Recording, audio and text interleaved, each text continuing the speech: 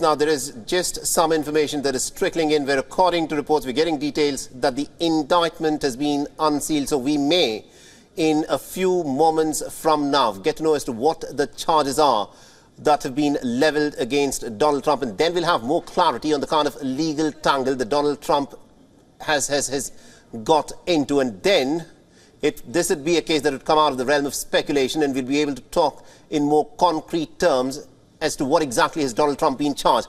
But remember, this is a case that has been dubbed as a case of a president and a porn star. Predominantly what the case is being talked about is the $130,000 that Donald Trump reportedly paid to Stormy Daniels for an affair that Stormy Daniels claims that President Trump had with her back in 2006, 10 years before he became president.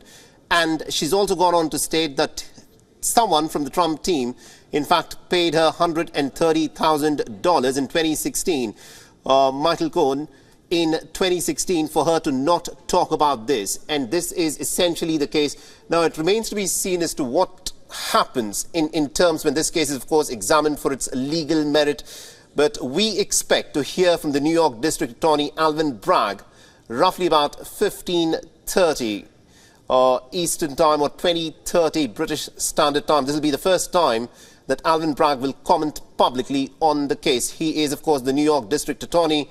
And Alvin Bragg, to give a bit of a background, made history in 2021 as the first black man elected as the New York County's District Attorney. The spotlight around him in the last week has been pretty intense, as he is the first prosecutor at the federal, state or local level to bring criminal charges against a former president of the United States of America. Alvin Bragg, of course, took over the investigation led by the Manhattan District Attorney's Office 2 years ago. Now, we still have Corinne Clark with us on this broadcast. Ms. Clark, this is a case we expect to get to know the details of the charges that are being leveled against Donald Trump at this moment. But going precisely in terms of what we are looking at, in terms of the many charges, and, this is still in the realm of speculation, but about the things that are being talked about, that this is a case of hush money scandal that Donald Trump, in fact, got embroiled in, of him having paid $130,000 to Stormy Daniels. And they're talking about alleged fraud that he may have committed. And that is why this case is important. I want you to weigh in on the legal merits of the case if the charges are, as is being widely speculated, about the hush money that was paid to Stormy Daniels. Yeah, I suspect these records were sealed for them to maximize the speculation on what these charges actually are.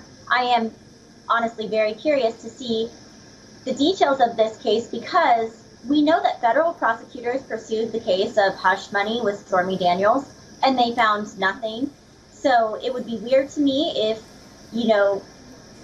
almost 20 years after the fact, the New York prosecutor finds out that there is something to this case. And I'm wondering what his jurisdiction would be, that the feds couldn't find anything, but he can, and it's a New York crime. So I suspect this actually might have less to do with the hush money than we think it does, because that case has been pretty thoroughly vetted, and nobody was able to pursue a case against Trump for that.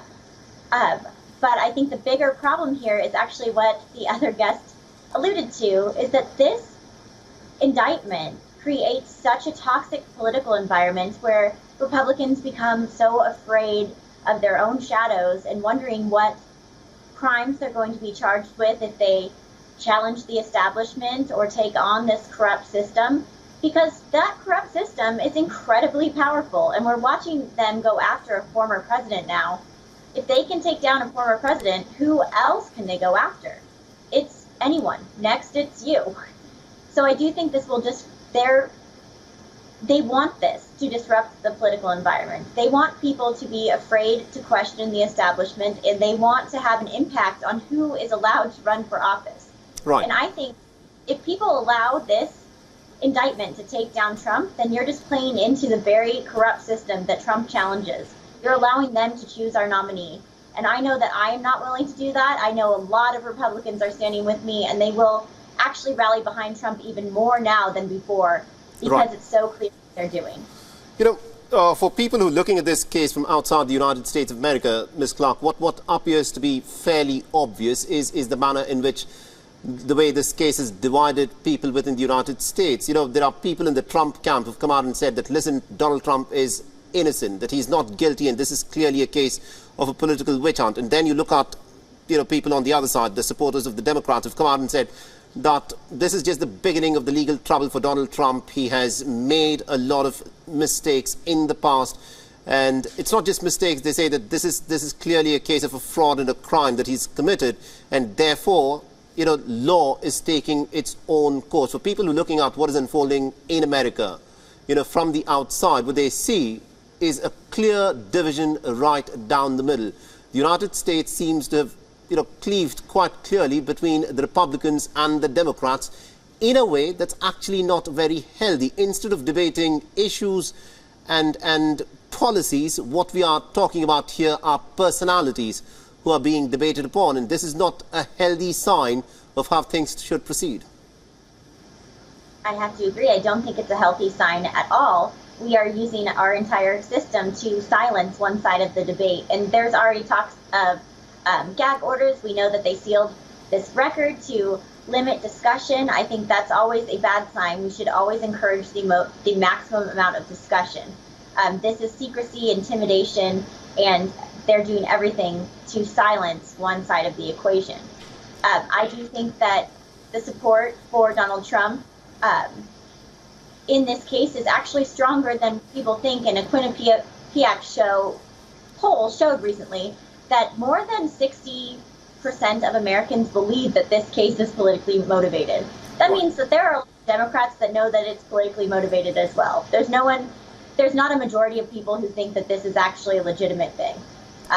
Right. And I think that's absolutely indeed. Ms. Corin Clark, thank you very much indeed for joining us and getting us all those insights there. These are live visuals that are being beamed from one of the inner gates in the Manhattan County Court. At this point of time, we still, as we speak, do not have the details of the charges that have been leveled against Donald Trump. But what is clear is that this is a case that goes well beyond the legal aspects of it, because quite clearly the Republican camp says that this is a political witch hunt, and Donald Trump has pleaded not guilty for the 34 charges that have been leveled against him. These are the first images of Donald Trump sitting inside the courtroom, flanked on either side by his legal advisors. WION is now available in your country. Download the app now and get all the news on the move.